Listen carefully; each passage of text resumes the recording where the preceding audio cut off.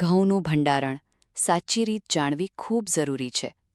ઘઉં આપણું મુખ્ય અનાજ છે અને તેને લાંબા સમય સુધી સાચવી રાખવું પણ એટલું જ મહત્વનું છે. પહેલો નિયમ, ઘઉં બરાબર સુકાવવું. ખેતરમાંથી ઘઉં લાવો એટલે તેને સીધું ડ્રમમાં ન ભરો.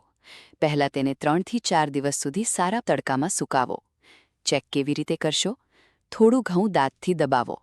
જો ટક કરીને તૂટી જાય તો સમજો કે ઘઉં બરાબર સુકાયું છે. હવે એક મોટી ભૂલ જે ઘણા ખેડૂત કરે છે, તડકામાંથી ગરમ ઘઉં સીધું જ ડ્રમમાં ભરી દેવું. આવું કરવાથી ઘઉં અંદર ભેજ છોડે છે અને ડ્રમમાં ગરમી સાથે ભેજ બંધાઈ જાય છે, જેના કારણે થોડા જ દિવસોમાં કીડા અને સડાણ શરૂ થઈ જાય છે. તો સાચી રીત શું છે? ઘઉં તડકામાં સુકાવ્યા પછી સાંજે તેને છાયામાં ફેલાવી દો, જેથી તે ધીમે ધીમે ઠંડુ થઈ જાય અને જ્યારે ઘઉં સંપૂર્ણ ઠંડુ થઈ જાય ત્યારે જ તેને ડ્રમમાં ભરો.